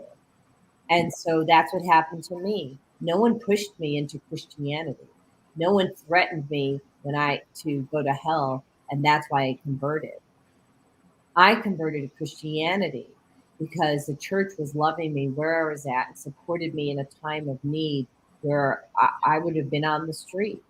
With no questions asked. No questions asked. Absolutely. Right?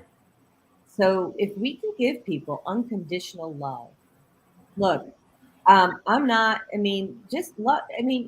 If people don't agree with which is none of our flipping business, what your medical choices are, if they don't agree with that,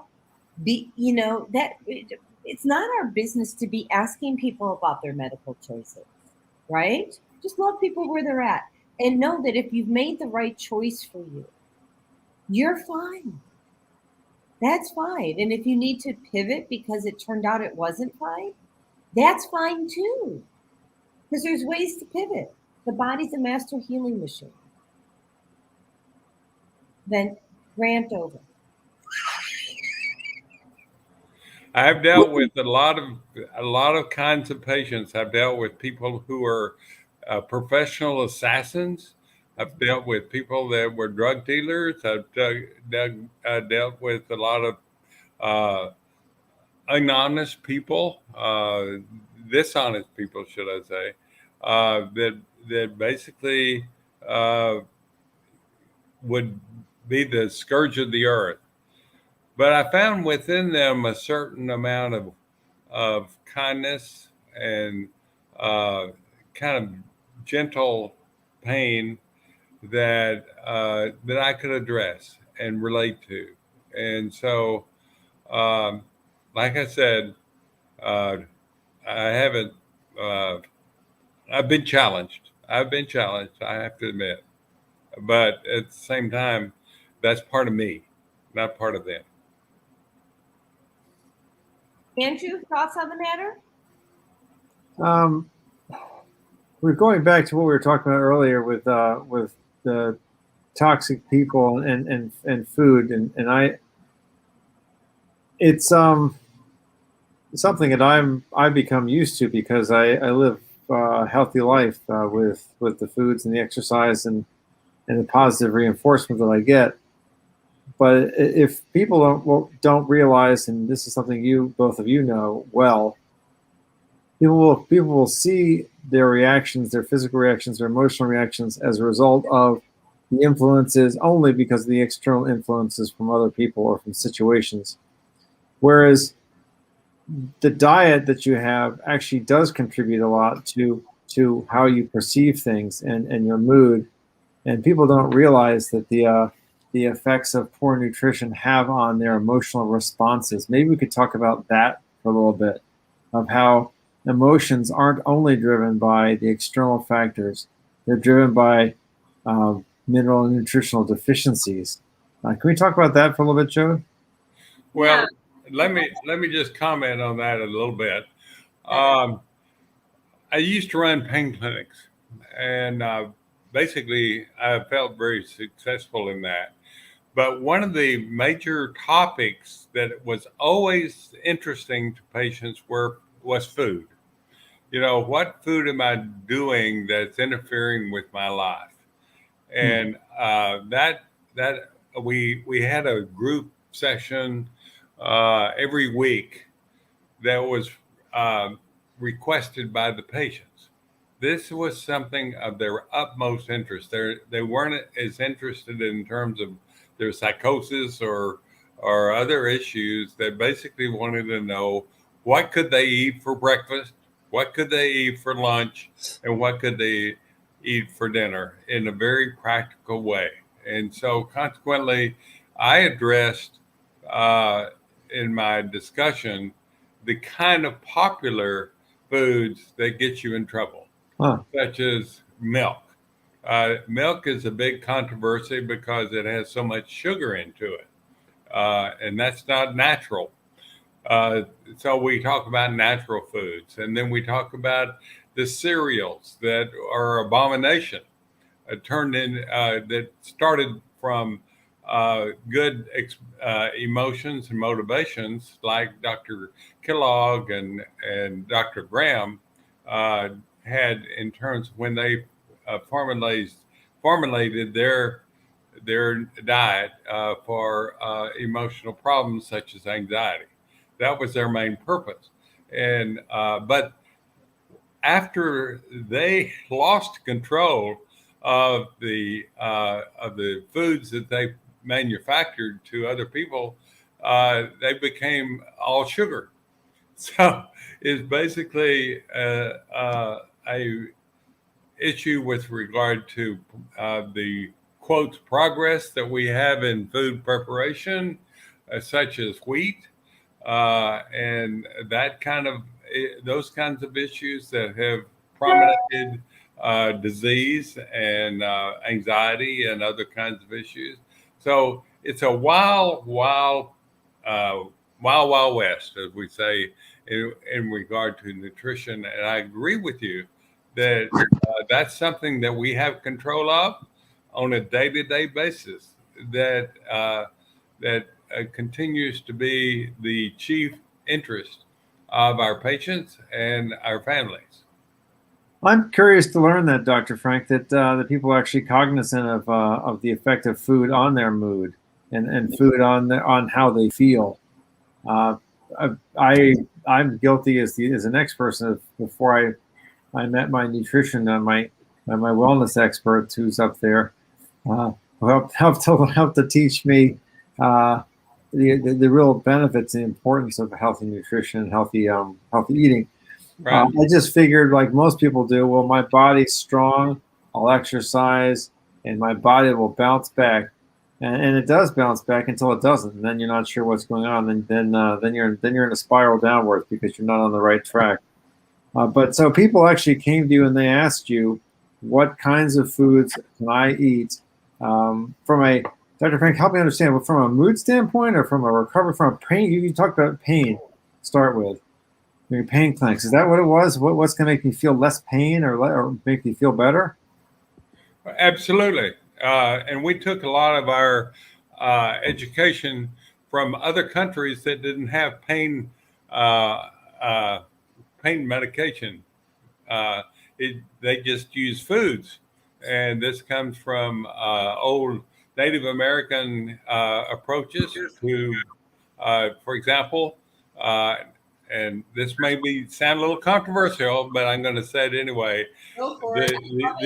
The peace pot ritual in which they passed around the peace pot was used very beneficial for pain. Now, the reason why that it was so beneficial when you look at it is that it wasn't tobacco that they were smoking.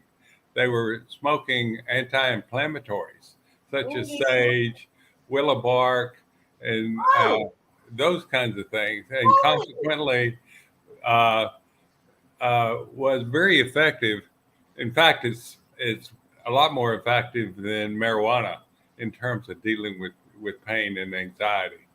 And so I have no shares in terms of producing peace pipe tobacco, but I have used it with Lou Gehrig's disease on a few patients, and found that was extremely effective in terms of dealing with the inflammation of the brain. So this whole issue of using the more primitive foods, the raw foods, the natural foods, we can still learn a lot from our ancestors. So, okay, I have something to contribute about this. So the willow bark, first of all, spot on, Dr. Frank. Not that you would share anything that wasn't. But the willow bark, so, okay, let's talk about allopathic versus homeopathic. So people can let's give a definition. Homeopathic, we're using the whole plant. Okay, allopathic, we've taken a portion of the plant, we've extracted it, and then we use it in the form of, in the case of willow bark, aspirin. That's what aspirin is. It's an allopathic version of willow bark. Now, here's the thing. When you use willow bark in its whole in its whole sense, in its whole form, it actually increases your health by 700%. Okay? Now, when you take a portion of it out and use it allopathically, it actually degrades your body, i.e. aspirin, right? So I know where you're going with this, I think. And go ahead. It's kind of like the strawberries. The strawberries, the more you eat of the plant, the better it is for you, because the components of the leaves activate certain points of the fruit, and certain points of the roots also activate certain points. So if you ate the whole strawberry plant, it would be better for you than just eating the fruit.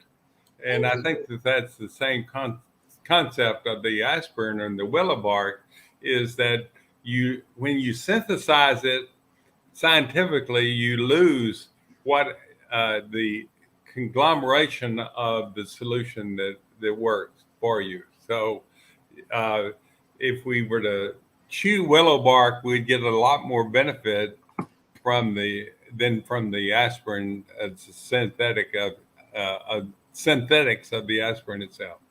Yes, Am I right? absolutely. Now I want to take it a step further. So we cannot patent the willow bark tree, can we, Dr. Frank? So the pharmaceutical industry cannot put a patent on the willow bark tree and make money off of it. But if they take a portion of the willow bark tree and then add some synthetics and slap a label on it, then they can charge you more money and have a revenue stream. I have to tell you, when you buy plants in the form of food, oils, like a tincture or what have you, it is so much better for your body and cheaper. Period. End of story. It doesn't work any other way. As soon as you start putting a synthetic in your body, allopathic, okay, Western medicine, it stores it, and I've said this before, in your fat cells and causes disease over a period of time. What that period of time is will differ from person to person depending on your body. And that's it. It's just that simple. So when you're in, now let me take it one step further. Let me put you at the grocery store, not the farmer's market. I recommend that you go to the farmer's market, much safer place to be. But let's assume you're at the grocery store. You want to shop on the perimeter of the aisles, right? Where the Whole Foods are. Yeah, exactly. Yeah. Right? And when you're choosing your salt, okay, you want to get the purest form of salt that you can get. And the ones that have the most minerals. That's Celtic sea salt, not Himalayan, not Morton's, not any of the others, iodized, none of that. Celtic sea salt, more minerals. Score.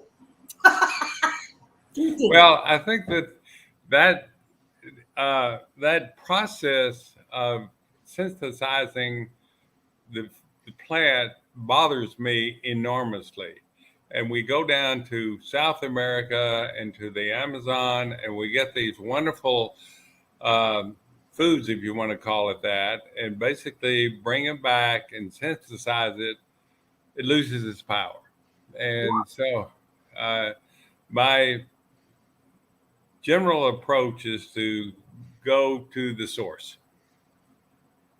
The sources, should I say. Yeah, the sources. And here's the other part, Dr. Frank. So there's a, what was I going to say? I'm having a brain freeze. Well, one of the things you share with me, Jody, is that the body is made to process food.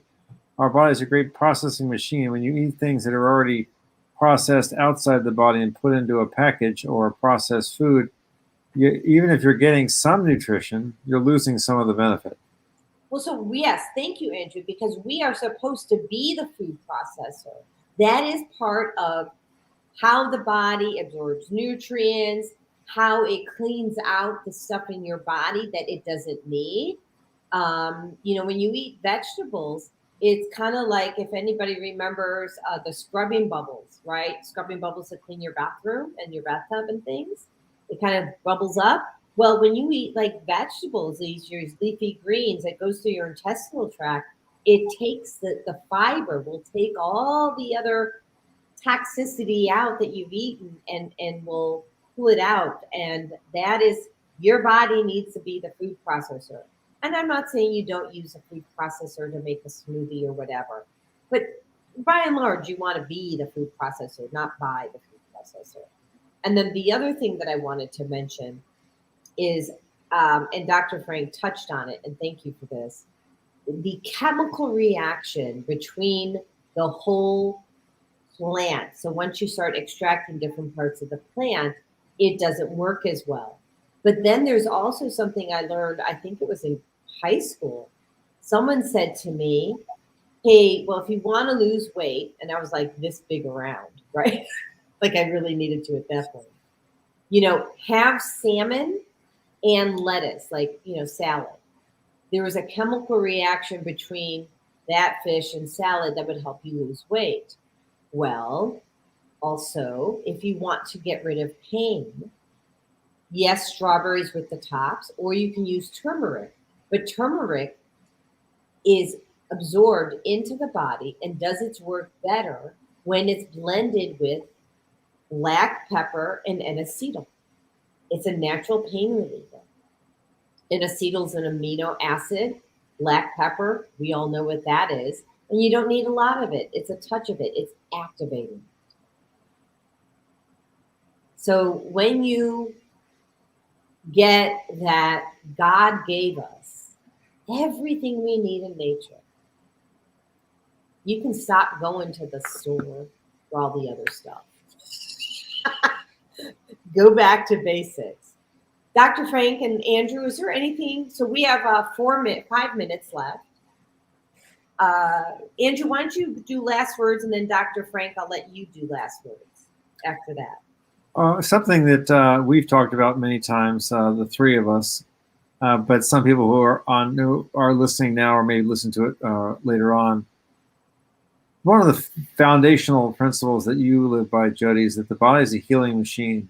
And if we give the body what it needs, in our current environment with the sicknesses that's all around us, our body can respond well if we give it what it needs. Meaning that if you give the tools, the building blocks for the body, it is able to fight off most things.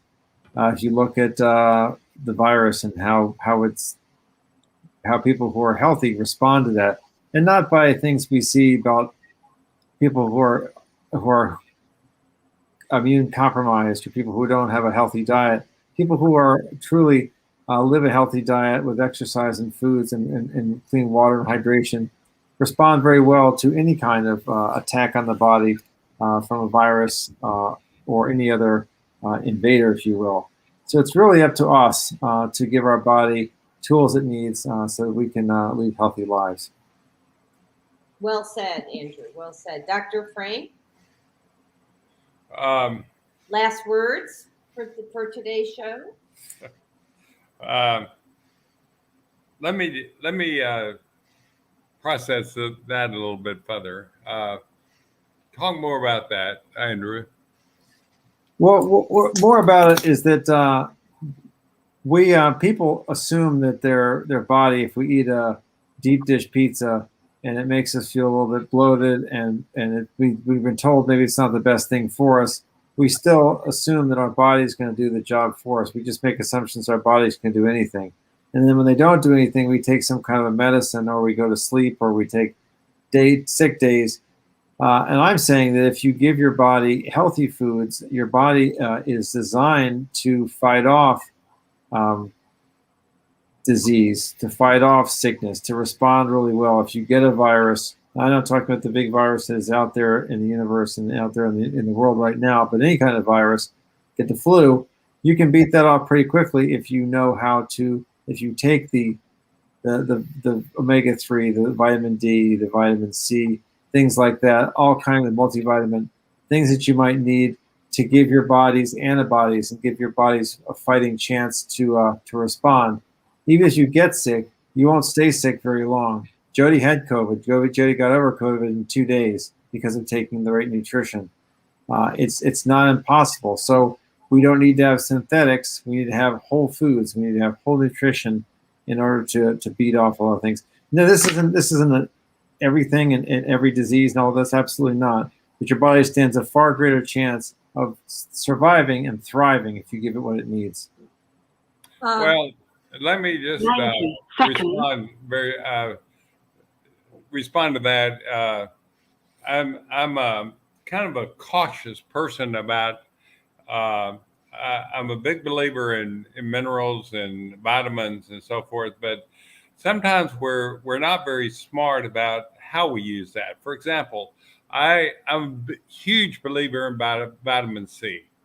I think vitamin C is a wonder drug, but it has to be the right kind of vitamin C. Sometimes some levels of vitamin C actually do the opposite and deteriorate your immune system. And some are super strong For example, I used to take a lot of super strong vitamin C, and I won't get into labels. And basically, that overwhelmed my immune system so that I developed autoimmune symptoms.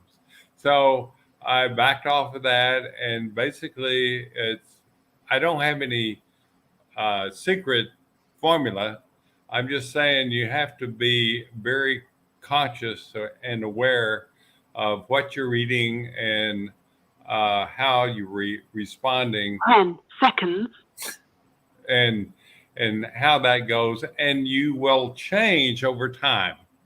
I respond very differently at age 81 than I did at 41 and certainly at 21.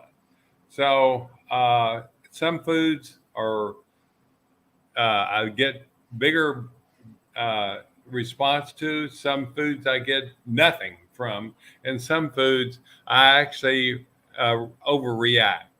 So it's an ongoing issue. It's an ongoing of what things magnify your body potential and which ones don't. And there's not a secret answer for everybody. Right. Well, and that's where the testing comes in. And I'll just say this. So when you test, you basically take out that guesswork. And when you test, you can determine where you're nutrient deficient. You can also test to determine which antioxidants are best for your body. We do that at Susan Essentials in Illinois, and I believe Dr. Frank Lawlis does that in Texas. And you can see either one of us virtually. Is that right, Dr. Frank? People can see you virtually for that as well. But you can test or see a doctor that you're comfortable with. But you can test to find out, and that's what you need to know. There are answers, and these tests are not very expensive. So, and I agree fully with Dr. Frank that we have the ability, our bodies change all the time. And so we have to constantly be testing to figure out where our bodies are now. And, I won't go into the story, but if anybody wants to learn more, they can actually download my book for free on the Susan Essentials website, which is www.susanessentials.com. If anybody wants to make an appointment with Dr. Frank, you can call his office at 972-434-5454. And we also have Amen Clinics on here with Andrew Calhoun. If you're looking to get a scan on your brain, Amen Clinics, Andrew can be reached at 847-220-0828. And you can look at the overperforming and underperforming parts of the brain, and then, also that's just another way to reclaim your health. Well, we are 9:02. I am going to run our thank you. And I am so grateful to you, Dr. Frank, to you, Andrew, to Jen Stennett, to Dr. Debbie Green, for everybody being on the show and making the huge contributions that they're making to not only this show, but to the world. And I will just end also by saying, please join Susan Essentials on YouTube. All of us will be there. This is this Thursday, 11:11 a.m. Central Standard Time. We will be offering a free healing session for the world, removing energies that no longer serve you. Amen. All right. We're going to run that greeting for you. Here we go.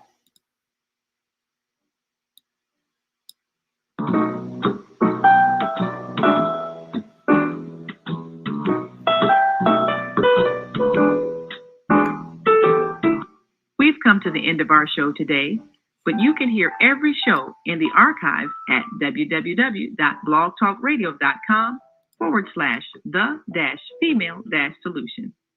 You can also hear today's show on the Female Solution Facebook page. Go to www.facebook.com/thefemalesolution. Leave your comments about today's show. You can always reach me on my website at www.naimalatif.com. That's www.naimalatif.com. Watch our TV shows. listen to our radio shows, order our books, and be sure to get your copy of the book, The Female Solution. On behalf of our team of radio hosts, I'd like to thank all of you who participated in today's discussion. And to our global family listening from all around the world, we say thank you.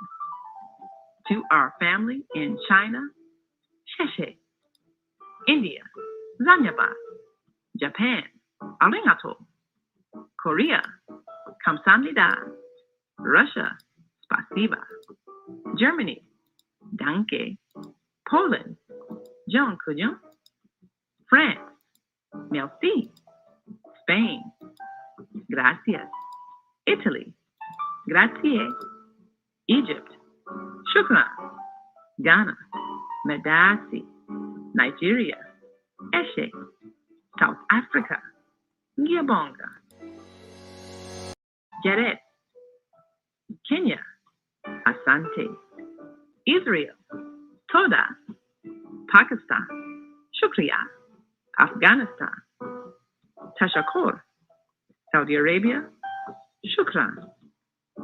Assalamu alaikum wa rahmatullahi wa barakatuh.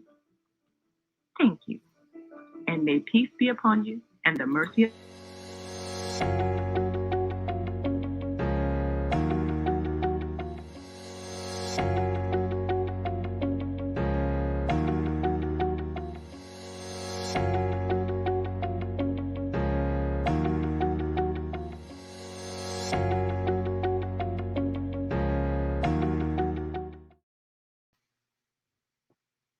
Thank you, everybody.